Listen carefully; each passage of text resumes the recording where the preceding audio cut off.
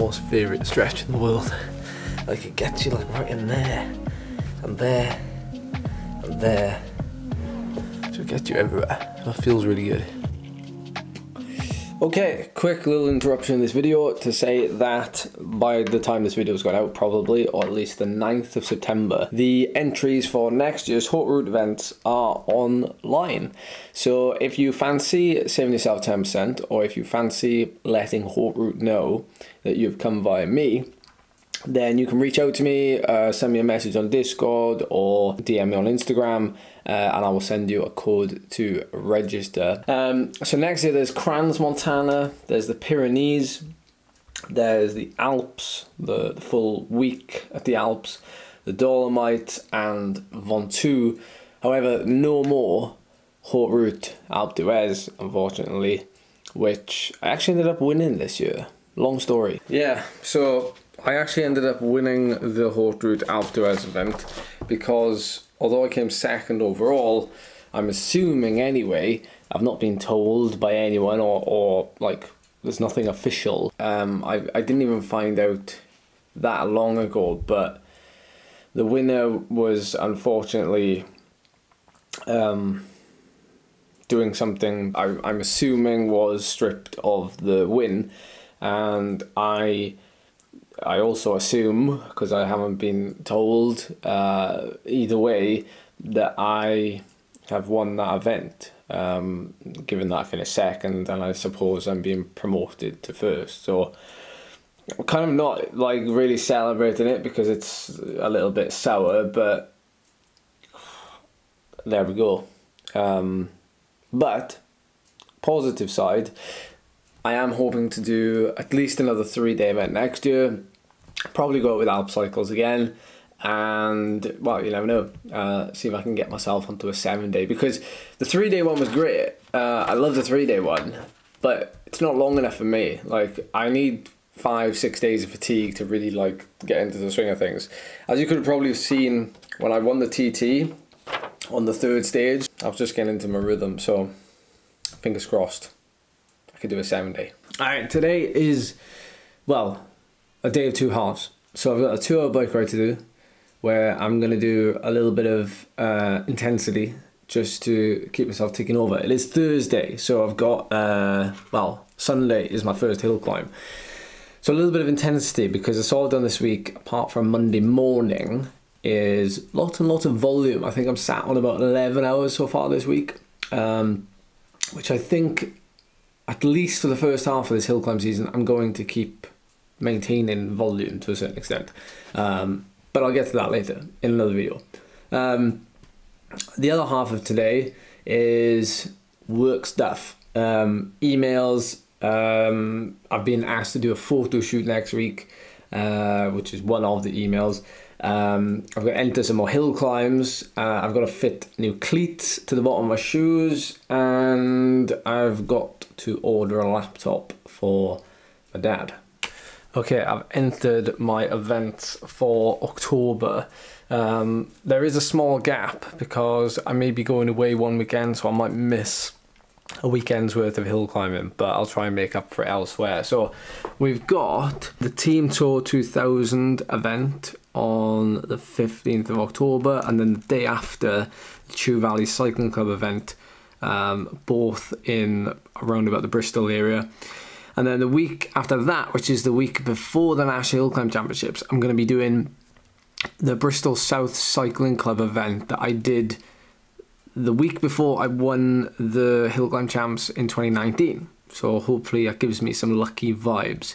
So they're all going to be in the Bristol area, and they're all climbs that I know I'm familiar with. So I'm looking forward to testing myself on them as well. If you're curious as to like how much these things cost, most of the entries for these hill climbs cost around £13–14.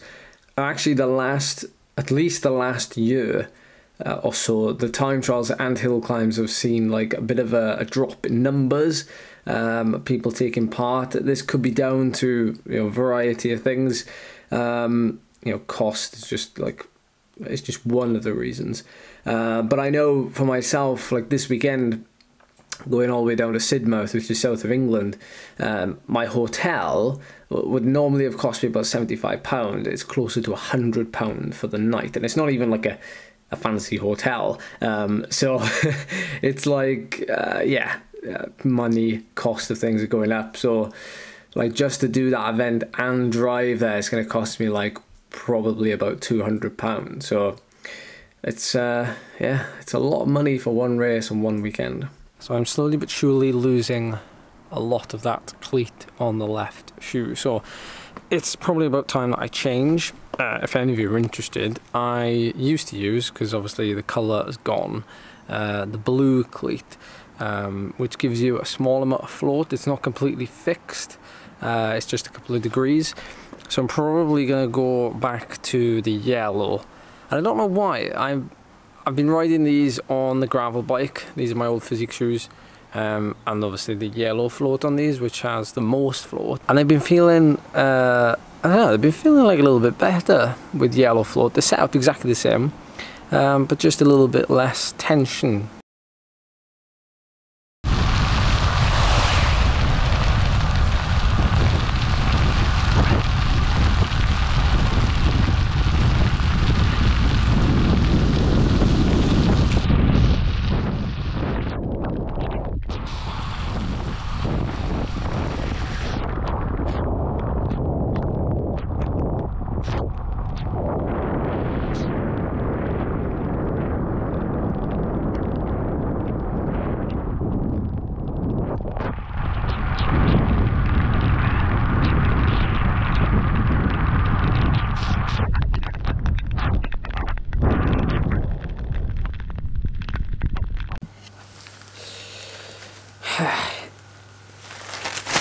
Hey! Shiny! I wasn't planning on calling by, but I went to visit my mechanic, Emir, at Beic up in Carmarthen, and picked up an Ultegra 12-speed cassette, which I've been waiting on for a good while. Didn't get Dura-Race. Why? Because, well, it's for a training wheel, so it's not really, like, I'm not looking for the highest spec, but I definitely wasn't going to be paying full price for Dura-Race anyway. Have you seen the price of that stuff?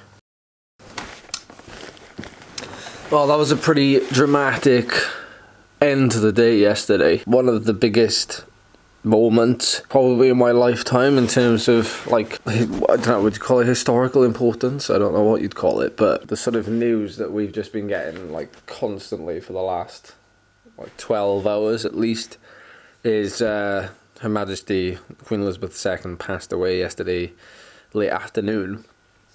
And I'm not a big like lover of the royal family. Like, I just, you know, I let them crack on with what they do and I crack on with what I do.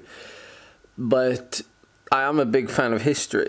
You know, I studied history in school, and then when I went to college I studied history, and I just loved it. It's fascinating. So, you know, when this happened, and you know, for the last 12 hours they've been playing archive footage and whatnot, like, it's been pretty incredible to see. You have to appreciate what they have to do or what they have to upkeep. You know, I can't even hoover this flat like once a week regularly, and what they have to do is hold down a constitution, shall we say, for the last however many years, you know, 80 years, 70 years. So that has come with a small consequence, and I heard this morning on social media that the Tour of Britain has decided to cancel its remaining stages. So, and it's had mixed reception on social media, at least.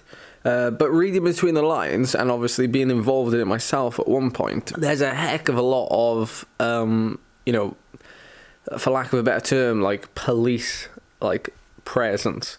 And when something like this happens, as I'm sure you can imagine, and this is for the benefit of the people who aren't in the UK, potentially, I can't see how you'd have the bike race without the police and without the rolling road closures. And so it is what it is. The other thing as well is this weekend is the Ironman. Ironman Wales down in Tenby, which is, I don't know, is it the biggest Ironman event in the UK? You know, that's a big event, and there's going to be there's thousands of people going to be there, both competing and on the side of the road. And it's difficult to know if that's going to go ahead or not. And obviously, that's been postponed for the last 2 or 3 years with COVID and everything else. So it's a pretty difficult time. You know, and you can tell how it splits opinion. You know, rest in peace.